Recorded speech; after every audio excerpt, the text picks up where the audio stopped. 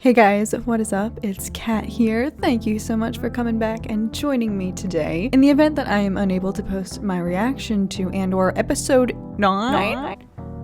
Frick, yes, 9. But in the event that I am unable to post my actual reaction to the episode, this is going to be my review, and I might be segueing to reviews for the remainder of the season and also just going forward, because as much as I enjoy making the reactions and they are fun to edit, I don't want to just become solely a reaction channel, and I do want to just talk more about reviews, commentary, have my own thoughts that aren't totally just, reliant upon the content itself and my reaction to it. So without further ado, let's discuss, because I am seething right now. How could they do this? How could they?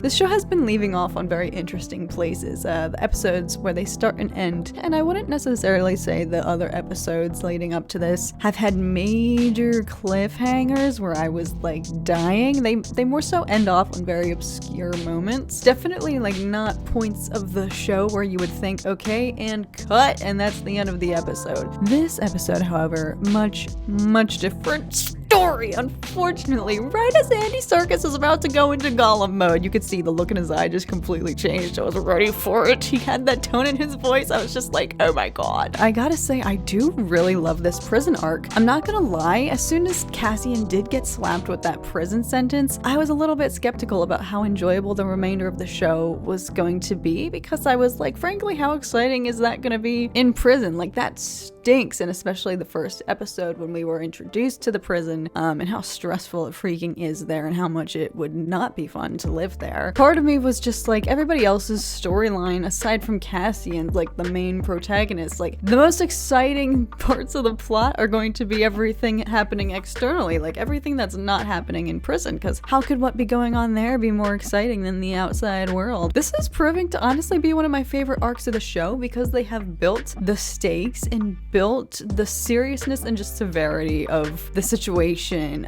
since Cassian got there, and clearly tensions are rising and things are going off the rails because they fried an entire floor of hundreds of men.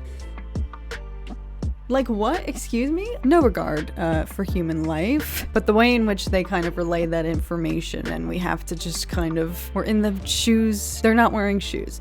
We're in the position, like the prisoners, they can only commune with each other with sign language. Everyone was angsty. I like the way in which that unfolded, because they were just as curious as we are. Really, nobody knew what was going on, and even Andy Serkis's character, I should know his name, but I'm just gonna continue to call him Andy Serkis from now on. Even he was trying to just shut it down. I think the highlights of this episode are definitely Andy Serkis, and the fact that me rooting for Dedra is slowly dwindling. I'm definitely having a bit of a reckoning, and similarly to House of the Dragon, in which every week I would choose a new person to root for, and then the following week they would do something to make me eat my words and contradict myself and have to take it back. I think Dedra is going to be that character here for Andor, because you guys know I really have enjoyed the fact that she is technically, yes, a villain, an antagonist, and in reality I've been defending her, saying she's really just doing her job. She's just an employee, and she's serving the Empire. Like, she's solely just doing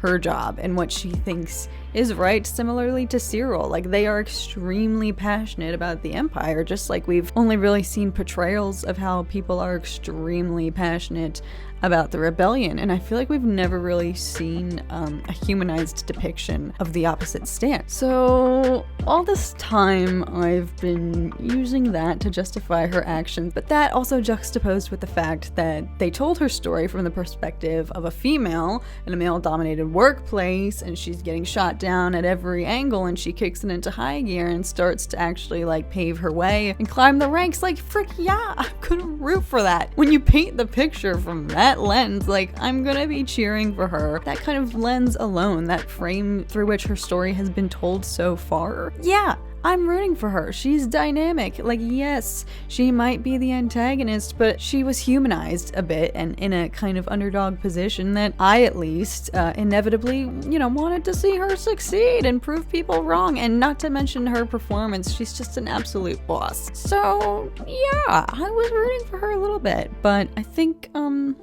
this episode in particular, the torture, this episode in general was kind of just a reminder that she's actually, just because she's a woman, that doesn't mean she can't be evil and being passionate about the Empire and the ISB kind of go hand in hand. I think the statement from this episode is that the Empire is winning kind of in all regards, because we see, you know, opening with Bix being horribly tortured. Like, we are seeing things in this show that I didn't ever think we were going to be like seeing in Star Wars, like not so kid-friendly things. And it was almost more horrific that they didn't actually play the terrible screaming death sounds themselves, but the actress for Vix, she had to just portray how absolutely vile and horrible it was through her reaction, and then the emotional state we see her in afterwards, just completely like almost devoid of life, like just hanging on by a thread. That was very well executed, and almost by leaving it to the imagination for the viewer, it makes it almost even like more horrific. A reminder that they are winning on Ferrix, and now they are stalking Marva, and I swear to God, if they do anything to hurt her,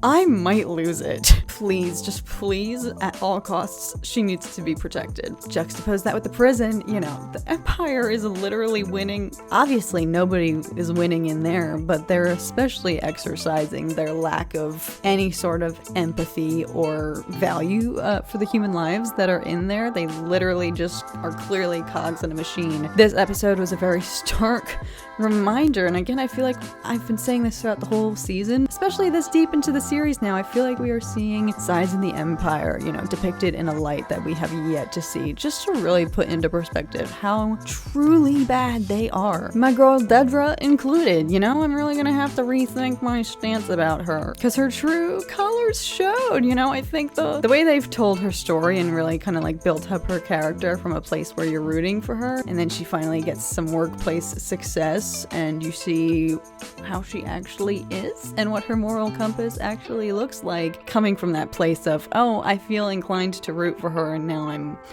regretting that. But yes, other highlight, as I mentioned, Andy Serkis. Literally, his performance has been so stellar, and at first they introduce him in a way where, you know, you're kind of inclined to not root for him because he's being tough, and he was depicted as a character, you know, kind of lacking empathy for the other inmates and whatnot, but he started to crack a little bit. And then to see the death of their fellow inmate here, I should remember his name as well, but I don't. Talk about tragic, having only like 40 days left of your sentence, and then you kick the bucket before you can make it. You're so close! Seeing Andy Serkis go into the Smeagol mode, I really thought he was gonna go off for a second there, but his performance and his acting and the subtleties in his kind of demeanor slowly shifting throughout the episode to finally getting to the climax here of him deciding to full on send it. They really did me in with that final cliffhanger there, but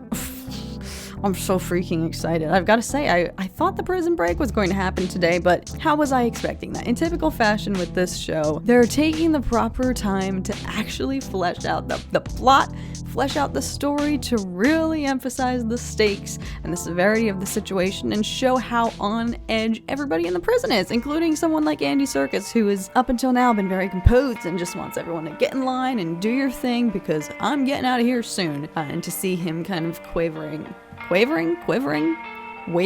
I just morphed two words into one. To see him wavering in this episode also really just helps to paint the picture. No one's getting out of there. As Cassian put the puzzle pieces together, there's no escape. The fist of the Empire has come down hard in this episode. I've known the Empire was bad. To see things like torture and stalking old women, intimidation, you know, they're faking the death now here of this rebel pilot who's gone to meet with Anton Krieger, you know, all of the different tactics, the lengths that they are willing to go to just exercise their power, and clearly employing some very suspicious and probably illegal, you know, ways of doing that. This episode was truly a reminder of I shouldn't be rooting for any of them. So, for me as a viewer, I like the internal conflict. That's a good dilemma to have, if you ask me. I like having villains that are humanized, that I can at least see some sort of piece of them that I would want to root for.